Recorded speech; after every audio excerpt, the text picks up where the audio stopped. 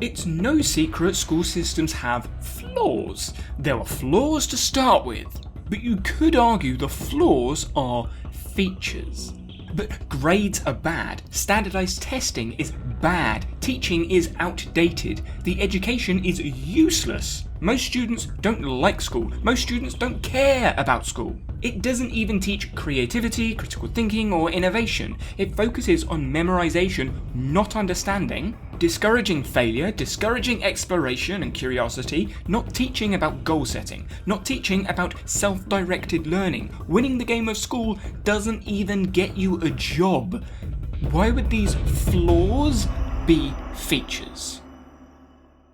Back in the day, schools had one purpose: get people working in factories efficiently. Teach them the rules, teach them the way things work, educate them just enough.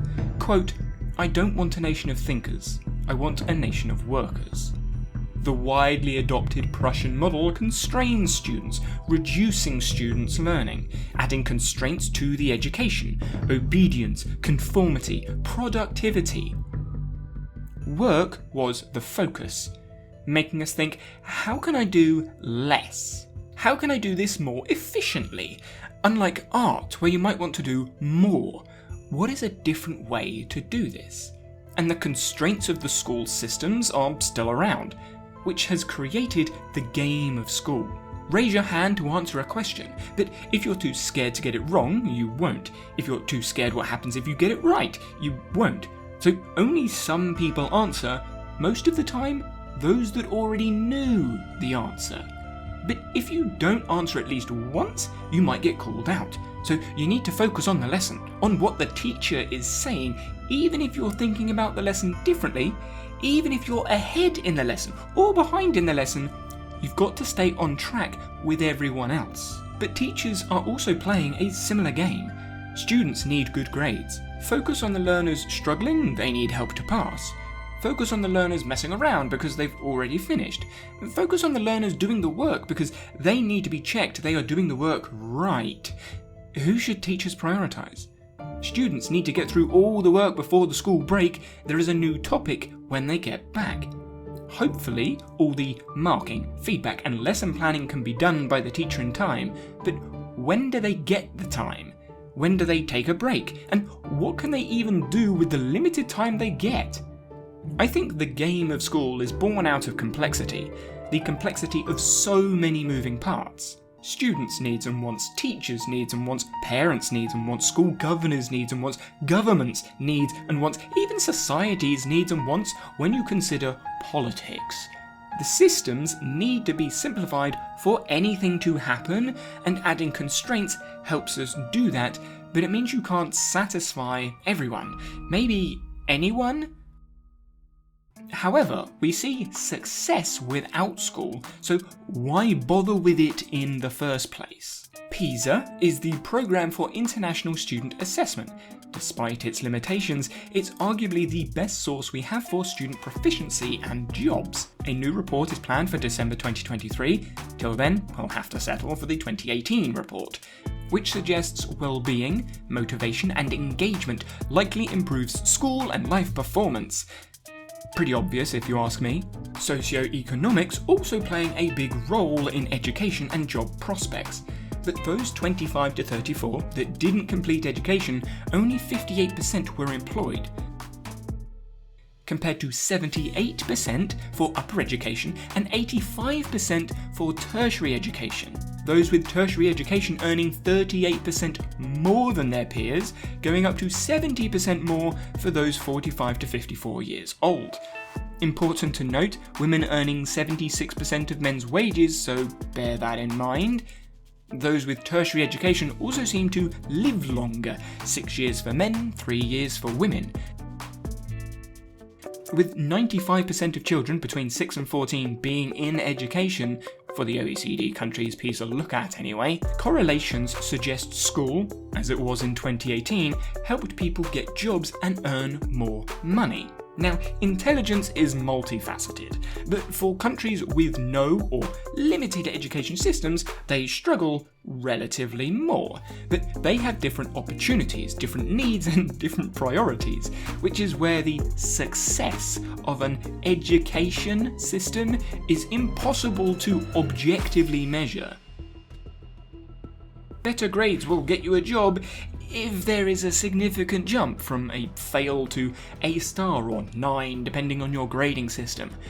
Tertiary education will make you smarter and earn more money if learners practice effectively, which is different for every person. Dropping out of school is bad if life requirements are too much for a person to bear. Finances are kinda important. It all depends. But when we look at effective education, it's now not success or failure, right or wrong, working or broken, left or right. It's more a wall of constantly changing sliders society often moves around. The news, social media, the internet as a whole has connected us, for better or worse, and with that connection, the spread of ideas, the spread of opinions, the spread of facts, the spread of misinformation. We all learn from experiences, not just in school. So should school teach us about everything on the internet? No, because it can't. So the curriculum and syllabus needs to constrain the topics somehow. Adding a constraint reduces affordances, which makes education less effective for some, more effective for others. Not ideal, but functions. The best solution, one-to-one teaching, but how? Technology could be used, but then we have the situation about phone bans in schools. Homeschool, an increasingly popular solution, but not an option for many with its own limitations. Alternative education is a bit of a wild west at the moment, so self-directed learning is where I end at, but how do you teach children to develop those skills? That is what I would expect schools to do, so what is more effective at developing self-directed learners? Standardized tests or experienced feedback, constrained curriculum or any topic on the internet, simple tasks or complex tasks. What about fun, creativity, failure? I don't think we can have a lesson on what is fun or a topic of what is fun. Fun is relative depending on the experience. Creativity, failure, understanding, all words that depend on the meaning. But meanings are in people, not words. I would argue practice is frustrating, time-consuming, repetitive, and sometimes boring. All words I would also associate with school. Learning experiences depend on individual interpretation, so what is effective education in school? You might think it is the best schools that have solved this, but relative deprivation theory. I learned about this at uni, but Malcolm Gladwell did a nice presentation about this, so... When it comes to choosing your undergraduate institution, you should never go to the best institution you get into. Never. Students focus on being smart relative to their peers, rather than the world. Comparison is everywhere. Thus, well-being, motivation, and engagement fall back on social comparison. The relative age effect and various other phenomena in educational science go deep into the weeds of social complexity and learning experiences. We can't stop people from comparing themselves to others, but teachers can use scientific theories to make education more effective. But they are theories and can't be applied to everyone. So when I hear outdated teaching, what does that mean? Theory conception date? Amount of replication studies on the theory? Years in use? No. I think they mean this is ineffective for the majority of those students in that situation, which is a decision the teacher needs to make, not one others can really make, bringing us to teacher quality. Teachers have teachers, which have teachers, and are all students. Everyone is an educator and learner with varying levels of expertise in the skills they are developing. So do you, or how do you, standardize teacher quality?